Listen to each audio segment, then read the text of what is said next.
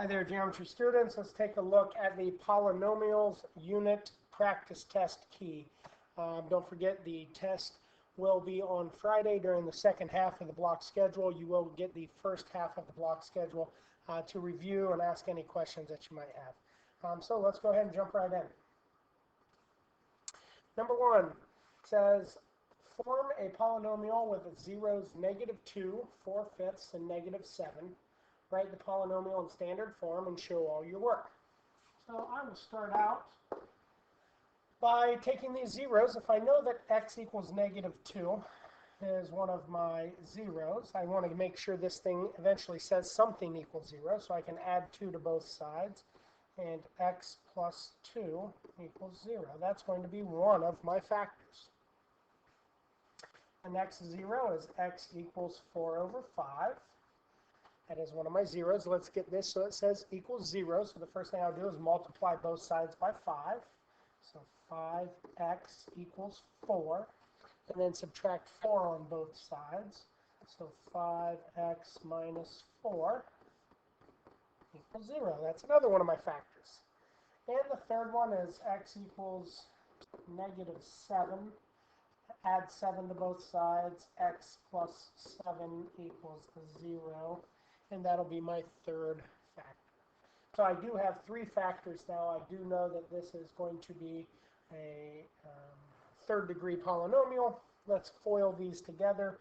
Take any two you want. I'll use x plus 2 and x plus 7. I'll FOIL those together first, and then the 5x minus 4. The order that you're going to FOIL these does not really matter. X minus 2 times x minus 7 is x squared plus 9x plus 14. And then 5x minus 4. Some of you may need to do a little bit more work than that. I'm getting pretty good in my old age of FOILing 2 binomials together pretty quickly. The next FOIL that I need to do then is going to be x squared plus 9x plus 14, and I have to multiply that by x minus 4. So I'm going to distribute all 3 of these. So x squared times 5x is 5x squared. And x squared times -4 is -4x. Oh, I'm sorry. X squared times 5x is, let's try this, 5x cubed. It's better. And x squared times -4 is -4x squared. Let's do my 9x. 9x times 5x, that is 45x squared.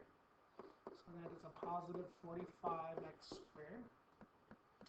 And 9x times -4 is -36x. And then 14 times 5x is 70x. And 14 times -4 would be -56. And I need to combine all of these like terms. So I need to get all these things together. And 5x to the third is going to be just that. It is 5x to the third. So let me scroll up here. So my standard form, I have 5x to the third. And I have -4x squared plus 45x squared. It is 41x squared. And I have -36x plus 70x, which is 34x. And -56. The classification, it is a degree 3, so that means it is cubic. And it has 4 polynomials, and we do not have anything special that we call a 4 polynomial, so this is a cubic polynomial of 4 terms. The end behavior, because it is cubic, one has to be up and one has to be down. And since the lead term is positive, I look at the lead term, it is +5. That tells me my right arrow points up in the positive direction. Odd tells me they're opposite, so my first one must have been pointing down. The other way that you can find this is actually graph that. Type it into your calculator and hit graph and take a look at it. The turning points is the highest power, which is 3, minus 1. It's always minus 1. 3 minus 1 is 2. So there are at most 2 turning points. And that is question number 1. Question number 2. Form a polynomial with zeros 0, 4, and positive negative 7i. Okay. Same kind of thing. My first 0 is x equals 0, so that one's done. It already says equals 0. And then I have x equals 4. Get that so it's equals 0. That means x minus 4 equals 0. And x equals positive or negative 7i. First thing I like to do here is I turn the 7i into a radical. So x equals positive or negative 7i is the square root of negative 49. That would be 7i. Now let's square both sides. So x squared equals negative 49. And add 49 to both sides. X squared plus 49 equals 0.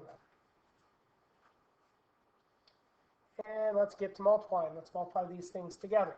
So I'm going to take x and x minus 4, multiply those two first, just because I think they're probably the easy two. So x times x minus 4, that's going to give us x squared minus 4x. And I want to do x squared plus 49. And then I'm going to FOIL these two things together. So x squared times x squared is x to the 4th plus 49x squared. Negative 4x times x squared is negative 4x to the 3rd. And negative 4x times 49 is negative 196x. Standard form means that I have to put these in order from the biggest to the smallest in terms of their power. So I have 1x to the 4th. I have negative 4x to the 3rd. I have a positive 49x to the 2nd. And a negative 196x to the 1st. Classification, this degree is 4, and we call that quartic. Remember, you can think 4 quarts to a gallon, quartic. And there are 4, so again, this is quartic polynomial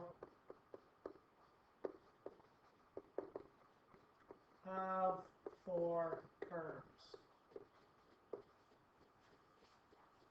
End behavior. Again, I like to look first at the sign.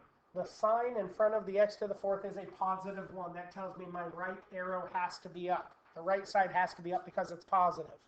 And then it is an even. It is 4th power. 4 is even. Means that they are the same in direction, so the left one must have been up as well. Turning points. Tower is 4. 4 minus 1 is 3. There are 3 possible turning points. Does not mean it will turn 3 times. Just means that that is the maximum it could turn. Here's question 2. Question number 3. Form another polynomial. And the solutions, x equals plus or minus 5i radical 3. So, let's see. X equals plus or minus 5i radical 3. Let's write this as 1 radical. So x equals plus or minus. 5i is actually the square root of negative 25. That's 5i. And then I also have this radical 3. And one of the properties of radicals is we are allowed to multiply 2 radicals together. So x equals positive or negative.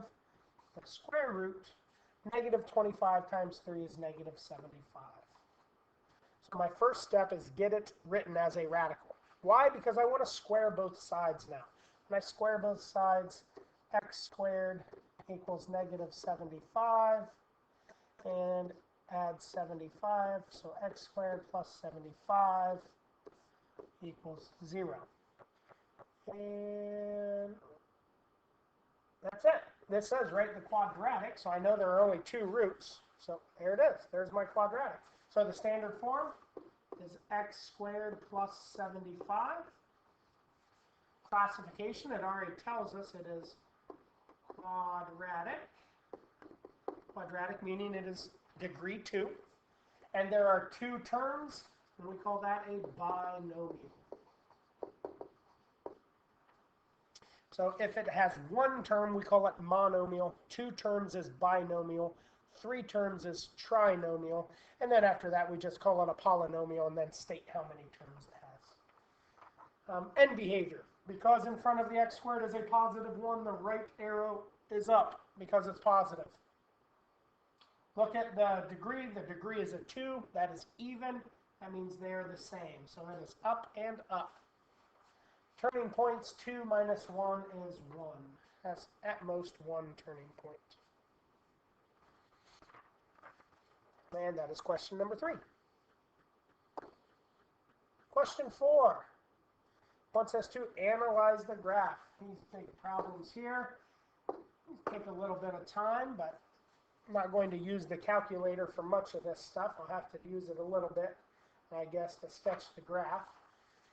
So let's take a look at the function. Negative 4 times x minus 5 squared times x plus 2. So one thing you can do is you can FOIL all of this stuff out.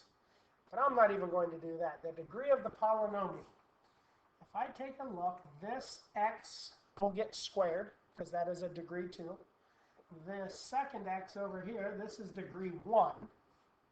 So if I have degree 2 and degree 1, add them together, 2 plus 1 is 3. This is going to be a degree 3 polynomial. Maximum number of turning points is going to be 1 less. So 3 minus 1 is 2. The end behavior. Out in front, you see a negative, so the right arrow is down. That's where my negatives go. And this is degree 3, which is odd, so odd meaning opposite. So 1 is down, means the left one must have been up. Find the x-intercepts. Well, x minus 5 equals 0 when x equals 5. Now, this has a special multiplicity. X equals 5 has multiplicity of 2. How do I know that? Because it is squared. Look, you have a squared up there. So since that is squared, that is multiplicity 2, which means how will this thing act? It is just going to touch. It is going to touch at x equals 5. The other one is x plus 2 equals 0. So that means x equals negative 2. Multiplicity of 1. And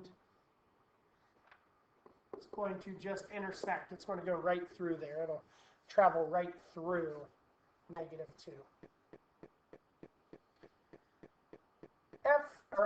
E, determine the y-intercept. The y-intercept is when x is equal to 0. So I have negative 4 times 0 minus 5 is negative 5, but I have to square that. So that's 25.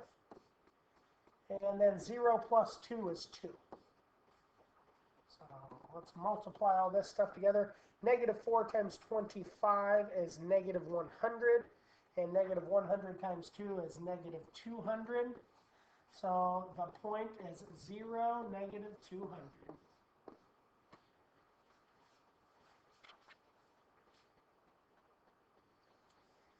F, I need to sketch a picture of this graph. Now this says use the graphing calculator, in which case I would typically type in negative 4, my parentheses, x minus 5, close my parentheses, square it, another set of parentheses, x plus 2. I would play around with the window and sketch the graph. I'm going to show you just kind of using what I've done, how I can get at least close to what this will look like. So I know my two x-intercepts are at negative 2 and positive 5. I know that my left arrow is up and my right arrow is down, because I know my end behaviors. And I know the multiplicity that as this graph travels through negative 2, it'll intersect. And when it gets to 5, it's going to touch. So with those two things in mind, at some point, since this is coming down, at some point it has to turn around. It will touch there, and it'll finish going down. So it's going to look something like that. Now, I'm not quite sure where all the turns and all that kind of that stuff is going to actually happen. You may want to type into your calculator so you can actually find the coordinates of those points. But the last question, G, says state the domain and range. As I look at my picture, the domain are what is happening along the x-axis. Well, this graph, even though it is going up on the left side, it is also moving to the left. So it is going left and up. So this is coming out here to negative infinity. And it's going up toward positive infinity on the y. The right arrow is going to eventually go out here to infinity. And it's going to come down here to negative infinity. So the domain on the x-axis is negative infinity to infinity, or what we like to call all real numbers. The range is, again, negative infinity to infinity, or what we call all real numbers.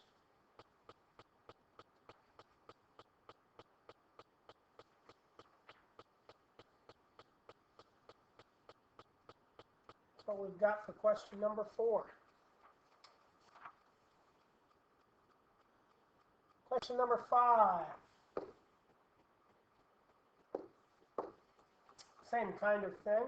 So let's find the degree. So this is degree 2. X minus 3 is degree 1. X plus 4 is degree 1. So 2 plus 1 plus 1 is 4. So that's degree 4. How many maximum turning points? 4 minus 1 is 3. End behavior. The number out in front of the polynomial is a positive 1. Means my right arrow is up, positive. And since it is a 4 and 4 is even, they are pointing the same. So it'll be up and up. The x-intercepts, the first one is x equals 0. That has a multiplicity. What is the power on the x? That's multiplicity of 2. So it is a touch. It's going to come on and touch the axis and go back the other way. The next one is x minus 3, and that's equals 0. So x equals 3 has multiplicity 1, meaning it'll just cross. The next one is x plus 4. So x equals negative 4, multiplicity 1. So it'll just intersect as well. Determine the y-intercept. Let's plug 0 in for x.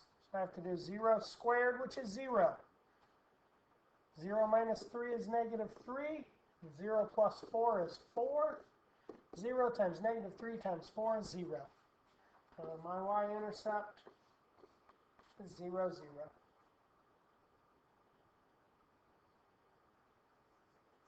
Again, you type this into your calculator. I'm going to jump past and not use the calculator here. I'm going to just use what I know. My end behavior is up and up. I have some 0. I have a 0 here. That's 0. I have one at positive 3. I have one at negative 4. Negative 4, I know that it is going to intersect, so it's going to go down and go through this. At x equals 0, it's going to be a touch, so, and it'll go straight through 3. So it's going to look something like this, kind of like a W, where the point of the W hits 0. Actually, if you sketch this in, you will notice it actually dips down further on the left side than the right side. So if that's what you're seeing in your calculator, you're looking at the right thing. If the left side dips down farther than the right side does, you're in really good shape. G wants just the domain. So really, I only care about the domain that's left and right. So it looks like even though it's going up forever, it's also going to the left forever. So negative infinity. And on the right side, yes, it's going up forever, but it's also going to infinity forever. So it's going to infinity. we wanted to talk about the range. The range is, it will go to infinity, but it does have a lowest point. We would have to find the y value of the bottom of that leftmost hump, the lowest point that it would go to, and it would go from whatever that number is to infinity if they were asking for the range, which they were not. They only wanted the domain. So there's question 5. And question 6 is factoring, the almighty factoring. So some factoring practice. First thing I'm always going to do when a problem comes along, GCF it. So the first one does have a GCF. It has a GCF of 5. If I pulled a 5 out, I would end up with x squared minus 9. And hopefully you recognize that x squared minus 9 is the difference of two perfect squares. So it will factor. Square root of x squared is x. Square root of 9 is 3. One gets a plus, one gets a minus.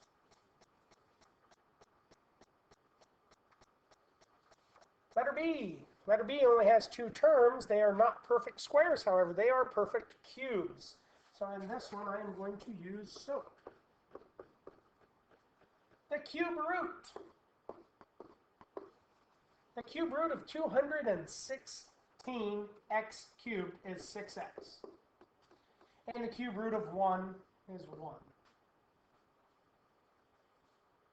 The second parentheses, we remember, square multiply square. So square, 6x, square it would give us 36x squared. Multiply, 6x times 1 is 6x. And then square, 1 squared is 1. And now I have to do the signs, and the signs are SOAP. Same, so my problem has a negative, so same, negative. Opposite is positive. And then AP is always positive.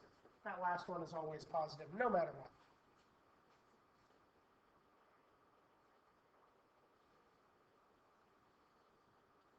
Letter C. Again, this is 2 perfect cubes, so I'm going to do the same thing. 8x cubed. Cube root of 8x cubed is 2x. 64y to the third is 4y.